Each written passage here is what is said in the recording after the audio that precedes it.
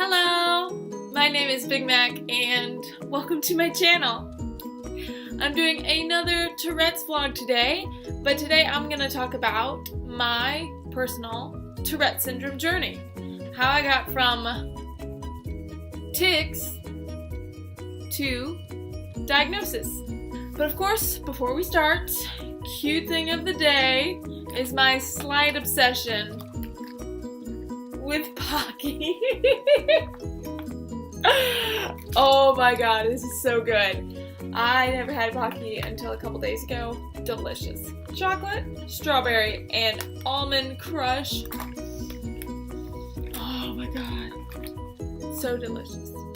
But without further ado, let's get started.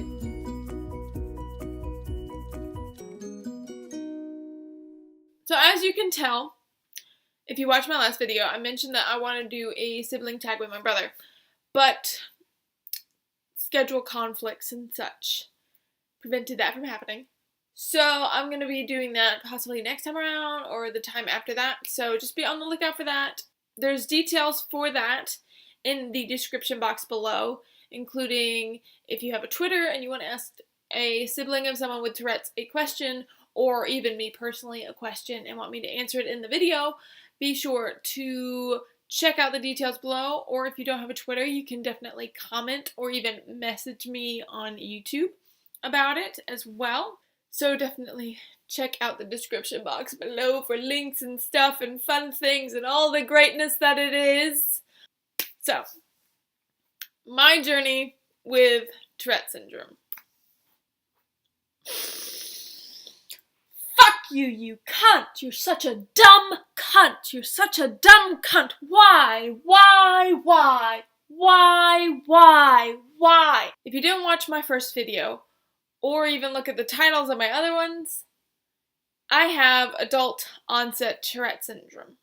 Now, again, typically, Tourette syndrome is diagnosed before the age of 18. It has to have symptoms before the age of 18. Such as tics. Since I didn't have any symptoms until the age of 19, that qualifies me as having adult onset. Okay, so the reason I wanted to do this video is because I haven't really talked about my first year of having Tourette syndrome in general, and the process it takes to get diagnosed. Especially for someone of my diagnosis, adult onset. There's not a lot of us out there. Also, this qualifies for tic disorders in general, because I didn't see any other stories out there like the one I had. So I definitely want to put this out there for those of you who possibly have gone through this yourself or had a similar story and were just waiting for someone to be able to relate to. Because I definitely was, and I still haven't found a single person out there who had a similar story to mine. It all started on an early November day. It was, I think it was November 2nd or November 4th of 2014. I started college in 2013, so this was my sophomore year of college. A couple days after Halloween, which is probably my favorite holiday because costumes! Oh my gosh, you guys have no idea what's going to hit you in October. I'm going to be doing costumes practically every single video, full makeup. Oh my gosh, I go the full 9 yards. Just, you have no idea what's about to come. No idea. Back to the story. I think it was a Tuesday. I was waiting for my geology class to start. This is around, I want to say, it was after lunch. It was probably about 12 to 2 o'clock, around that time range. I had just finished this delicious breakfast sandwich, which was a croissant with egg with pepper on it, and then I think it had cheese. I don't think did I order cheese on that? I think it was just an egg. It was just an egg and croissant sandwich with a little bit of pepper on the egg, and it was just buttery, flaky yumminess. I balled up the tinfoil that it was wrapped in. I got up. I walked over to a trash can, threw it away, washed my hands, sat back down on the bench, and opened up my laptop, and my legs started twitching. Now I thought it was just a normal, I'm sitting on my like sciatic nerve possibly, and my leg is just uncomfortable in that position, so it's just bouncing to compensate, get some blood flow. But no matter how many times I switched positions, it did not stop bouncing. The previous class finally got out, so I stood up from the bench to go into my classroom, and my leg was still bouncing. And at this point, I was a little concerned. I was like, hey, leg, what you doing? Fuck you! This is not what I'm used to. This is not the normal. What's going on? I sit down in the chair, and it's a row seating, so there's like 6 rows of chairs. They're all connected. So I turn to the people beside me, and I'm like, hey, my leg's bouncing. I don't know why. I'm not able to stop it. I hope you don't mind, because if one person bounces their leg, the whole row shakes. So it's just the way it is. But it started to get a little more violent as the class went on. Like, it just started bouncing a lot more. And a lot bigger bounces. And by the time I was getting out of there, I waited till I was like the last person out, because at this point, I was super concerned. And it was super obvious that I couldn't stop it. And every few steps, I would have to stop, and my leg would just...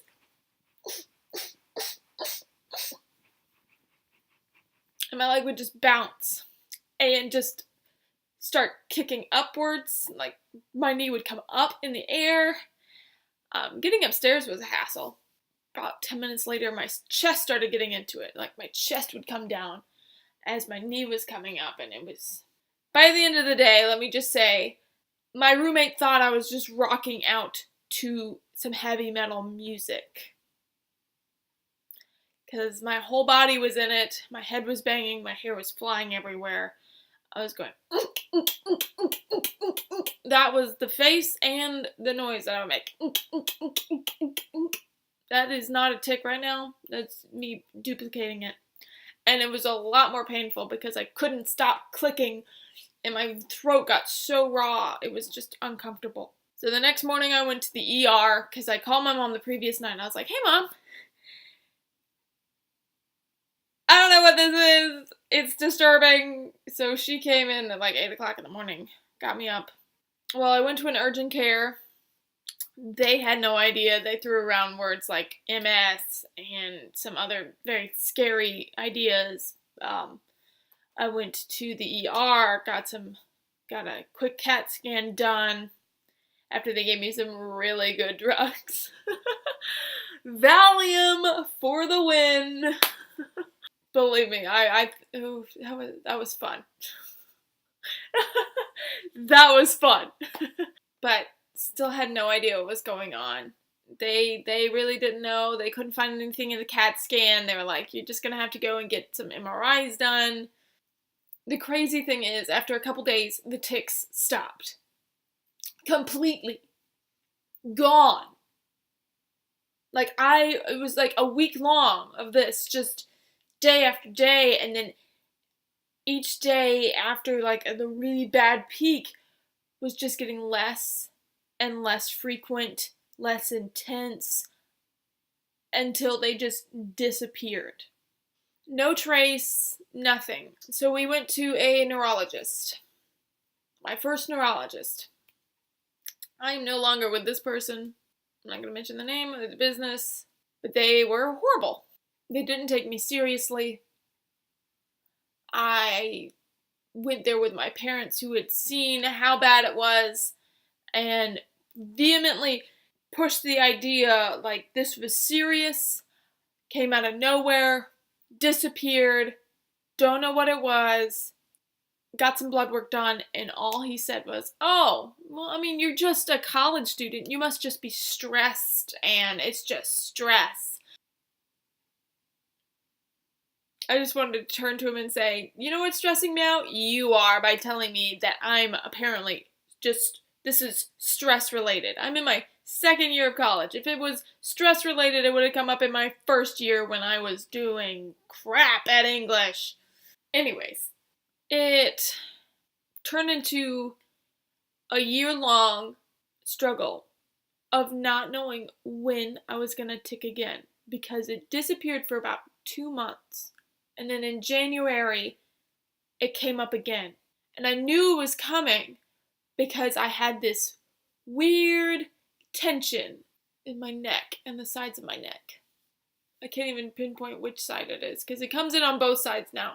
But it used to just be in one side. All of a sudden, I would just get like this ball of tension in my neck.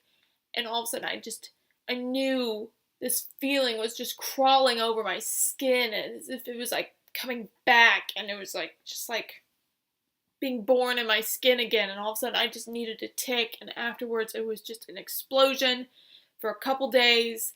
And then it would do the same pattern. It would digress and then go away. It would months at a time. I would go months without ticking. I would go 2 or 3 months without actually ever having a tick. And then I would get like these week-long episodes of ticking. It was the weirdest thing. And it was funny because after I got actually diagnosed through a different neurologist, I adore my neurologist now. He also has Tourette's, which makes it a very fun visit and very informative and very purposeful and direct, and I don't have any funny business to get through. But after I got my diagnosis, which was pretty much 5 minutes in the room with my doctor, he was like, "Oh, you have Tourette syndrome." I was like, why couldn't like all the other doctors say that? Why did I have to wait to now through all this pain and mental torture of dealing with this and dealing with morons and just no fun. After I got the diagnosis, it became more regular, like way more regular. I got diagnosed in December of 2015. I believe it was the 12th or 14th. I could even say it started happening more regularly after the 1-year anniversary of having the tics and having this issue. I tick every day now. It changes all the time. My motor tics don't change that much, but my vocal ones are kind of fluid. You're such a cheap whore! God damn you! I'll have ones influenced by road rage. Get your blinker on! If you had a similar story, I definitely want to hear about it. I have never met a single person with Tourette syndrome who had that first year long between getting it and diagnosis of such sporadic tics. And I had motor and vocal tics from the start. They just weren't talking ones. They were noises. And I guess, I don't know why I wasn't diagnosed right then and there, but they wanted to make sure it wasn't like lupus or MS or really anything else that it could be, which was a list of things you have no idea. That year of not having a diagnosis was rough. I mean, test after test after scan after scan after doctor's visit, everything just over and over and over and over and over. I don't even remember how many times my blood was drawn to be tested. I had at least 2 or 3 MRIs plus that CAT scan. It was a long time. So if you're in that year of getting tested and diagnosed, it's going to be tough. But you can do it. If I can do it, you can do it. I promise.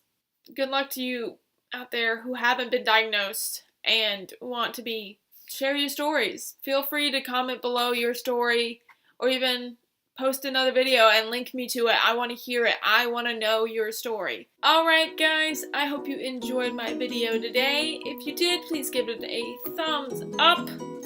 Also, remember, comment below your story. I want to hear it. Also, if you have any suggestions for videos you want me to do, anything you really want me to, have as a video, definitely comment down below. I need suggestions. Subscribe to my channel if you feel like it. If you liked my content, I do upload pretty regularly now, so hope to see you around. Also, check the description box for the usual links. I will leave the details for that sibling tag video in the description box below. Share my video if you have a friend out there that doesn't, usually watch YouTube but has a story like this or is going through a tough time with Tourette syndrome and getting diagnosed. So, that's all. Toodles!